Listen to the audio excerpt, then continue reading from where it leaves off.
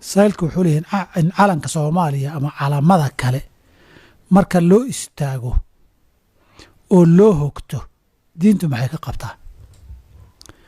waxaan filayaa masalada calanka iyo istaagiisa ama waxa loo yaqaano salaanta calanka ama markii hees calan la qaadayo la istaago oo mas'alo aan xamayn Soomaaliyana gaar kuma aha dunidii muslimka ee dowladaheedu ay dhiseen gumaystihii reer galbeedku qaybay masalada calanka ku soo dareen oy kaga tageen weeye. marka haddaba intaanan masalada aniga say ila tahay dhihin dhowr masalo oo la xiriira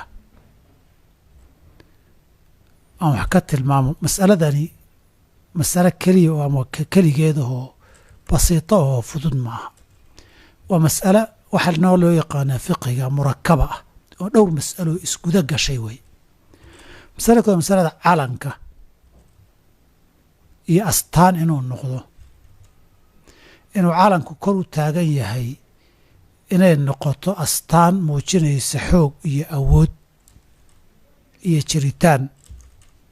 in calankii dhaco oo hoos u foorarsado ama dhulka lagu tuurana in la jabay oo la tabar beelay oo la isdullaystay ay tilmaamayso. intaa mas'alada ahi waa masalo sharciga ku sugan. nabigana calaih salatu wasalaam waxaa ka sugan markuu ciidamada dirayo astaan calan iyo maro ay eegtaan buu u samayn jiray oo midabo kala duwana. aimada xadiidkuna kutubtoodu bacdu itikhaadi alalwiyati iyo itikhaadi araayaati iyo raaya iyo liwaa iyo calam iyo isku wada midun weeye. waa waxaan astaanahoo mara ah midabadana loo kala duwo. hal qofna uu wado oy dadka isku karsaaro meel xaruntooda inay tahay iyo halka hogaankooda inuu yahay ninkii baal marana u soo laabto dhabarka soo saaro ninkii la soo riixan iyada gadaal ugu soo durkoo difaaca ka galo bay ahaan jirtay.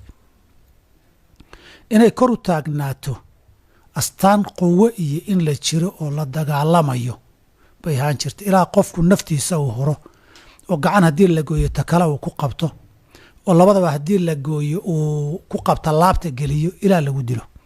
ghazwatu mu'ta nabigana sal slam fi saxiix calaamad bay lahaayeen raggii saxaabada oo calan bay wateen.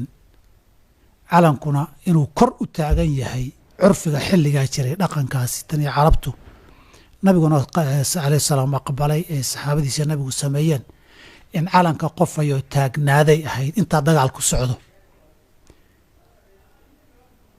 nabigu wuxuu yhi akhada raayata raggii buu tiriyey saddexda ahaayee la dilay waxaa qaaday zayd ibni xaaritha fa usiiba. cabdullahi ibni rawaxaa qaaday waa fa usiiba. jacfar ibni abi taalib baa qaaday fa usiiba waa la dilay. mid markii la dilaba mid baa qaadayoo kor u qaadayay oo calanka hadduu dhaco la waayaayey ciidanku hoggaankiisii in la qabsaday oo uu jabay oo astaantiisii uu isku eeganayay meesha ka baxday bay ahayd. saddexdaas saxaabi mid walba isagoo calanka kor u hayaa la dilay. uma akhadaa khaalidun min hayri imratin. saddexuu nabigu ka dardaarmay bay ahayd hebel haddii hore dhinto hebel baa hay hebel dhinta madaxdii bayna ahayn ciidanka hogaaminayay. khaalid baa qaaday min hayri imratin fa futixa lahu. dagaalkii uu ku guulaystay. astaanta haddaba calanka raggii hoggaanka ay qaadayaan ee ay haynayaan ee ay ku dhimanayaane ciidankaas baa dhowranayay. calankaa hadduu dhacana ciidankii inuu jabay bay ahayd. calanka haddii weli kor u taagan yahayna ciidanku inuu ishaysto xaruntiisii weli ay badnabad qabto oo weli xoog uu leeyahay bay astaan iyo calam u ahayd. marka taasi waa qadiyadda in calan iyo la samaysto oo la isku soo tilmaansado oo astaan inuu kor u taagan yahay xooggii iyo jiritaankii ay tahay qaybtaasi waa qaybta mas'aladii ka mid ahoo maradana ma aha muhiimaddu. maradan calankee la baabinayo in maradaa loo dhimanayo oo la difaacayo ma ahayn ee macnahay xambaarsan tahay ee astaanta ah ee hoggaankii ah ee fiirsigii ah ee weli inaan xoog leenahay ee niyad dhiskii ciidanka ah bay ahayd. waxay qiimo ku lahaydee marka dagaalka laga soo noqdo ama guryaha la yimaado maynan taagnaan jireen meel baa la iska dhigi jiray haddii la rabo.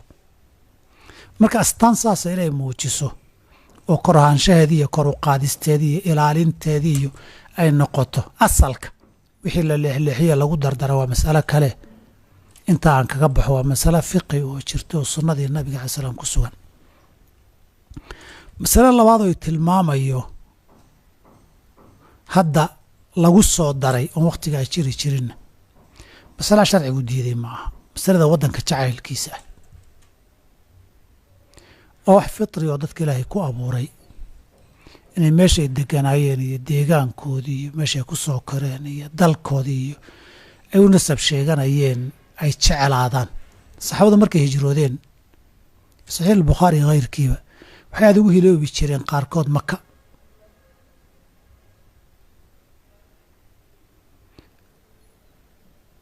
alaa hal abitanna leylatan ilaahu maxay biheen haddaan soo baryo ilaha meel hebliya waa ka dhihi jireen saxaabadu. nabigan cala slam waxaa ku sugan fi saxiixi markuu safar ka soo laabto ee madiina uu ku soo baxo uu degdegi jiray. walidaalika xaafid ibn xajar raximah allahu tacala fii fatxi ilbaari markuu xadiidkaa iyo kuwa kala fasiraya wuxuu leeyahay wa fiihi waxaa laga qaadanayaa buu yihi inay ku tusayo waddanka in la jeclaado oo waddankaaga aad jeceshahood u soo hilowdo. manaa wax sharci kugu dhiirigelinayo jecla oo u soo hilow meel heble ma aha, laakiin waa fitra iyo abuur dadka ilaahay meel inuu meel ka jeclaado oo meeshuu sheeganayo iyo meesha uu ku soo koray ay kala qiimo badnaato u hiloobaayey. wax sharciguna ogolaaday weeye. fitrada iyo abiiciga dadkana kamid xaaraama ma aha. marka qofku waddankiisa inuu jeclaado, jacaylkuna wax kastoo jeclaataba dee ama ilmo jeclow ama xaas jeclow ama waddan jeclow xuduuddii sharciga ee rabbi inaadan ka gudbin. hadduu waddanku waddan muslim yahayna dee waddanka muslimka in la jeclaadaayey dee nafba ha loo huraaba la yidhi dhiig ha loo daadiyo ciddii wax yeelaysa ka difaaciddiisa ee waddan muslim ka saaraysa. taana masalada labaad in jeclaa marka hore inaan baraarujiyo. masalada saddexaadee ku lamaan ilaa masalada waa murakabaan nidhi oo masale isa saaran weeye. masalada ku lamaan ee kale waxaa weeye masalada weynaynta. masalada in loo istaago ama la aamuso waa masala min baabi tacdiim ah, weynayn. masaa'ilka weynayntu iyo tacdiimintu ma wada aha masaa'il cibaada ah. waxay ku xiran tahay haddaba maqsadka tacdiiminta iyo weynaynta bay ku xiran tahay. way dhici kartaa in weynayntaa la weyneynayo min jinsi alcaadaad iyo dadka wixii la fiican markii qof intuu yimaado akhyaara oo la qadarinayo loo istaago isagu inuu jeclaysto uma bannaana, laakiin waa loo istaagi karaa si loo soo dhoweeyo. qofka ixtiraam iyo taqdiir iyo aad ku soo dhoweynaysaay made weynayn cibaado ah ma aha. marka ixtiraamka iyo weynaynta waxay farac ka tahay asal ahaan jacaylka aad jeceshahay iyo qiimaha uu agtaada ka leeyahay. haddaba weynayntu hadday weynayn cibaadaad ay gasho haddee cibaadaad bay geli. hadday weynayn aan cibaadaad ahayn oo mararka qaarkood calaamaad walaa walbaraa kula gashana hadba nooca walaa walbaraaga xukunkiisii uu lahaabay qaadan ee khaldan, sidii tii qabaa'ilka iyo qoysaska iyo magaalooyinka iyo kooxaha iyo kaleetay noqon. dadku ugaasiyay leeyihiin, ugaasaa loo istaagaa. madax bay leeyihiin, markay soo galaan baa loo istaagaa weynayn darteed. asalkuna waa curfi iyo caade iyo qadarin bay ka dhigan tahay, ma aha cibaadaad. marka mas'alada tacdiimka iyo weynayntu cibaadaadna way noqotaa, caadaad iyo ixtiraamna way noqotaa. asalkeedana waxay ka turjuntaa waxaanaad weynaynaysaay qalbigaagu makaano iyo darajo iyo qiimo ku leh.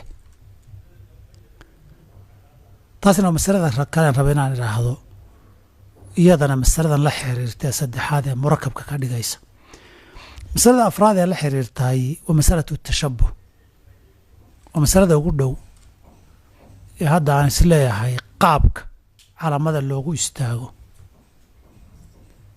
ama heestooda marka la qaadaya kama hadlahaya nuxurka heestu iyo miraheedu muxuu ka kooban yahay kama hadlayo oo calan gaar haddaanu kama hadlayo laakiin in la istaago la aamuso hadday bannaanayd dee dadka in lagu qasmo ma bannaana oo dembi laga dhiga haddaad dhaqaaqdo ama aad fadhiisato dembi laga dhigay oo lagu qasbo iyo qaab gaar ahoo loo weyneeyo waa wax dowladihii galbeedka inoo yimid ay ka tageen masaa'ilka tashabbuhuna qaar dembiana waa jiraan qaar ay dhici karta gaalnimo inay gaadhaanna way jiraan oo xukun waaxid ma wada laha oo ninkii dhar gaalada oo kaleeto u xirta xadiidka waman tashabbaha biqowmin fa huwa minhumna haddii uu ansaxo ka mid noqonshahoodaasi dee waxa uu isaga shabbahay buu ka mid noqday weeye mar walba wuu gaaloobay ma aha cinda ahlilcilmi masaa'il tashabbuhna masaa'il kutub laga qorayo